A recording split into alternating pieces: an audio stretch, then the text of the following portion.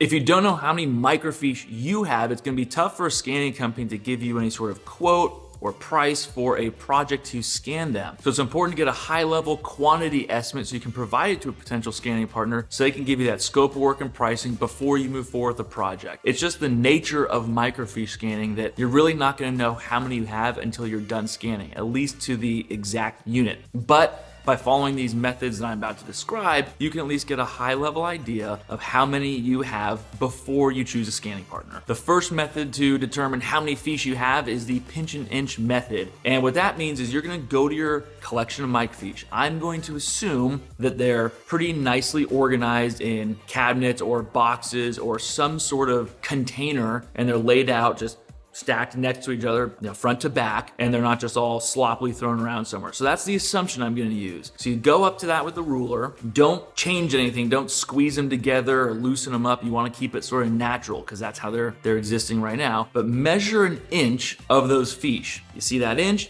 You take that inch out, and then you're going to count the individual fiche sheets, so the physical sheets. Now within an inch, there's probably going to be around 90 to 110 or so. Let's just say it's about 100 per inch. Then once you have that count, after you've actually counted the individual sheets, you're going to figure out the entire length of your collection. So if you have racks of these things, and let's say you have 100 inches of fiche and you counted about 100 fiche per inch, so 100 times 100 is 10,000. So it's roughly 10,000 fiche that you have in your collection. So when you go to a scanning partner, you say, hey, I did the pinch and inch, I have about this many per inch, this many total inches, roughly 10,000 fiche. Again, it's not gonna be exact. You may have 9,000, you may have 11,500, something even a little more or less, but you're trying to get a ballpark so at least the person you're talking to, the company you're talking with, has a general idea of your project and they can price it and scope it accordingly. The next method of quantifying your fiche collection is the cabinet and drawer method. And back in the day, these were very prevalent. The most common was the Russ Bassett type of cabinet, and they're still made today, but that's a very particular type of cabinet that was made for microfilm, microfiche, aperture cards, other types of material like this. So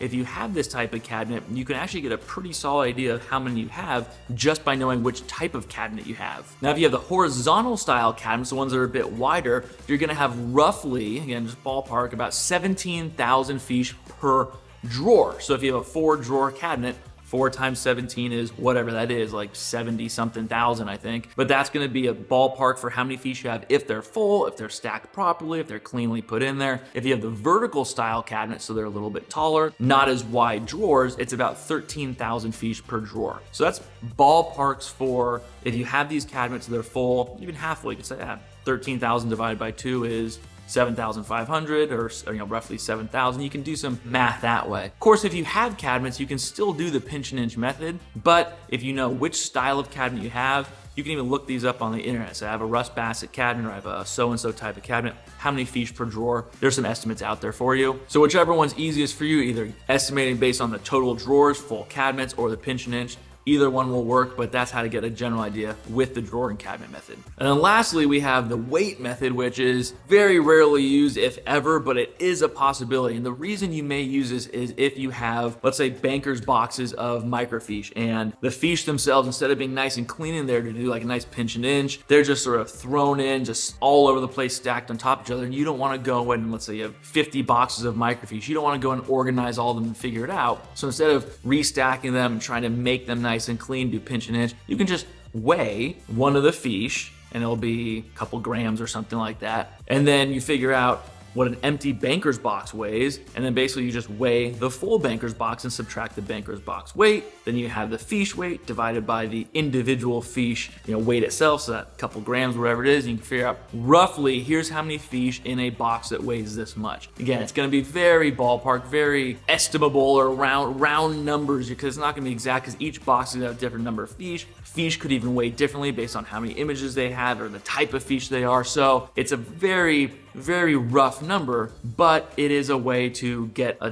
general quantity if you're looking for that just at that high level. So now that you have the 3 methods to figure out how many fiche you have, just a quick recap on the types of fiche. So the most common are gonna be the 35 millimeter and the 16 millimeter jacket fiche, also called source fiche. These are microfiche that were created by, you actually create film first, and then you take the strips of film, you snip them up, and you put them in these little channels in these fiches. They're also called source fiche if they're the originals, because there are duplicates as well. But the original fiche will have actual little strips you can take in and out. So you have the 35mm, common for things like engineering drawings, planning documents, and so on and so forth. And then you have the 16mm microfiche, which are like office-sized documents, so 8.5 by 11s turned into microfiche. The next most common type is COM microfiche, also computer output microfilm microfiche. These were actually images that were in an electronic format, but then turned into microfilm for long-term storage and safekeeping. Typically, things like financial documents, member statements from banks and credit unions, things of that sort will be on COM-fiche. These are the most expensive type of fiche to scan because how many images they have. They're usually around 270 to 300 images, many strips, many columns, many rows. So they're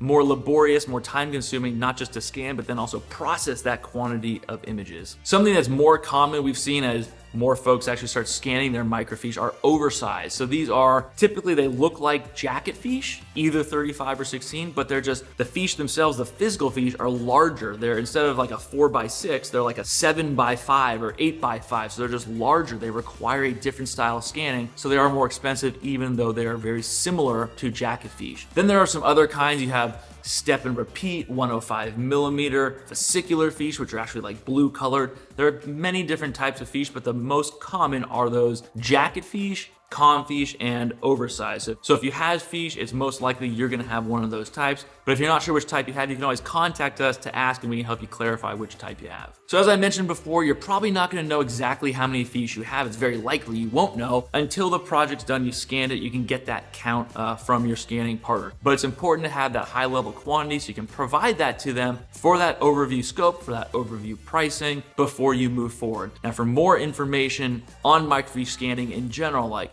costs, processes, of course the types, again, a little more detail, you can watch the video right over here. Go ahead and click on that. It's another video that covers the whole gamut of microfiche scanning. And you can also contact us by clicking the link that I'm going to put in the comments below. Thank you for watching.